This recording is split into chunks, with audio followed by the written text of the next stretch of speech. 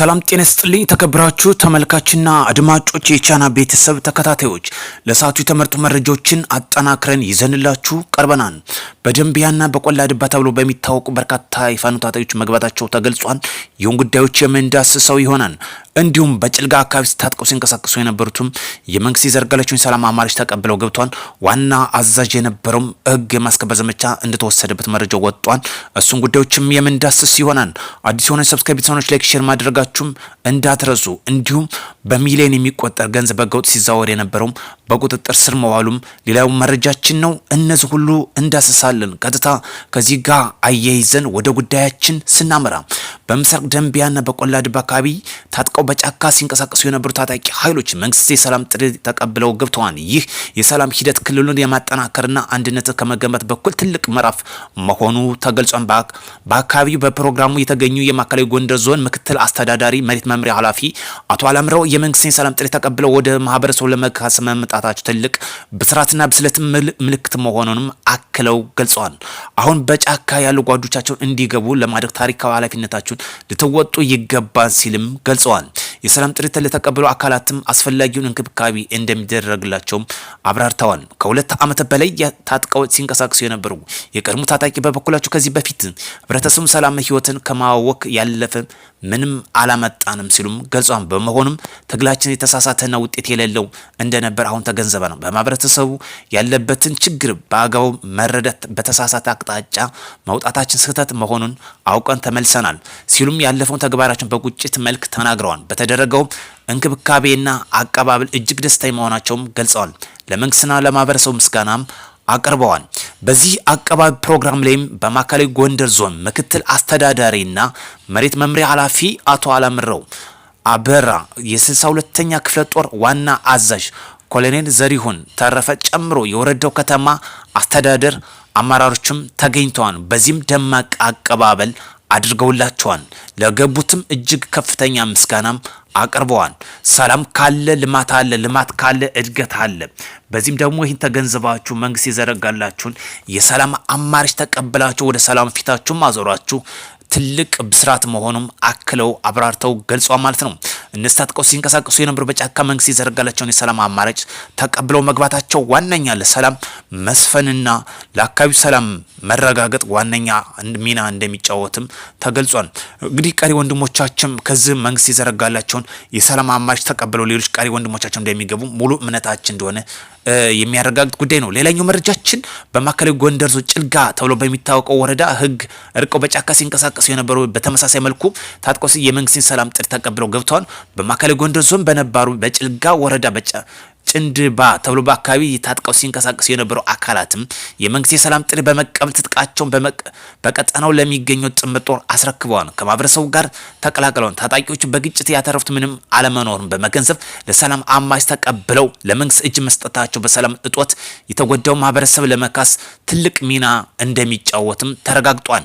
እጅግ ደስ የሚል በርካታ ወንድሞቻችን መንግስት የዘረጋላቸውን የሰላም አማራጭ እየተቀበሉ እየተቀላቀሉ ይገኛሉ። እንዲሁም ደግሞ የገቡትን አዲሱ ስልጠና እየተሰጠ ማህበረሰቡን እንግዲህ መልሰው እንዲያገለግሉም የግንዛቤ በማስጨበጥ ላይ መሆናቸውም እየተመላከተ ይገኛል። ሌላኛው ጉዳይ የደጃዝማች አራተኛ ኮር ወታደራዊ አደረጃጀት መምሪያ ኃላፊ አርበኛ ብርሃኑ ሞላው በምዕራብ ጎንደር ዞን መተማ ወረዳ ልዩ ስሙ መሻሃ በተባለ ቦታ ላይ ህግ የማስከበር ዘመቻ በተወሰደው እስከ ርዝራዦቹ እስከ መጨረሻው ተሰናብቷል። ሰላም ይቅደም፣ ለሰላም ቅድሚያ ሰጠን እንስራ። አሻፈር ያለው ላይ ደግሞ መንግስት ህግ የማስከበር ዘመቻውን አጠናክሮ እየወሰደ ይገኛል። በዚህም የደጃዝማች አራተኛ አጠቃላይ ወታደራዊ አዛዥ የነበረው እንግዲህ የተሰነበተበት ሁኔታ እየተመለከተ ነው የሚገኘው። ሌላ ከምንመለከታቸው ደግሞ ህገወጥ 1 ሚሊዮን ብር በላይ የሚገመት በቁጥጥር ስር ውሏል። ለታጣቂዎች ሊደርስ የነበረ ብርና የጦር መሳሪያ በቁጥጥር ስር ውሏል። በደቡብ ወሎ ዞን ደሴ ዙሪያ ወረዳ ለታጣቂዎች ሊደርስ የነበረ በቁጥጥር ስር ውሏል።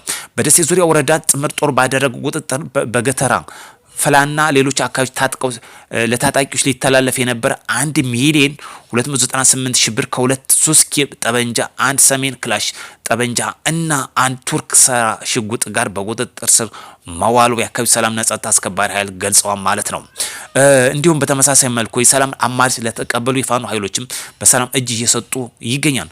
በአዲት አካባቢ በተሳሳተ መንገድ ጫካ ሲንቀሳቀሱ የነበሩ በተመሳሳይ አንደኛ መልካሙ ሙለን ተብሎ የሚታወቅ መንግስት ይዘረጋለትን እስከ ሞት ጥቆ በሰላም ገብቷል። እንዲሁም ሁለተኛ የ102ኛ ጓድ ትውልድ ቦታው እንግዲህ ቋሪት ወደ ቀበሌ አማኑኤል ገብርኤል 2 እግር ታጣፊ ክላሽ እንደያዘ መንግስት ይዘረጋለትን የሰላም መንገድ ተቀብሎ መግባቱ ተገልጿል ማለት ነው። እንግዲህ በቅርብ አዲስ አደረጃጀት ኮርና ክፍለ ጦር ተብሎ የተደራጀ አደረጃጀት እውነተኛ ታጋዮችን በማግለል ላይ የተዋቀረ መሆኑን በመቃወም የራሱን ኃይል በመያዝ አዲስ አደረጃጀት እንደወጣም ሌላኛው መረጃ እየወጣ ይገኛል በጎጃም ላይ ማለት ነው። እጅግ በሚገርም ሁኔታ ነው። ስለዚህ ፋኖች አሁን ሁኔታ እየተመለከተ ነው። ለምኖ ሰጤ ተብሎ የሚታወቀው ከነዘመነ እንደወጣ ይታወሳል። አሁን ፋኖ በርካታው መንግስት ይዘረጋለትን ሰላም ጥሪ ተቀበለ ይገኛል። ቀሪዎች ደግሞ እርስ በርሳቸው እንግዲህ የተለያዩበት ሁኔታ እየተመለከተ ነው የሚገኘው።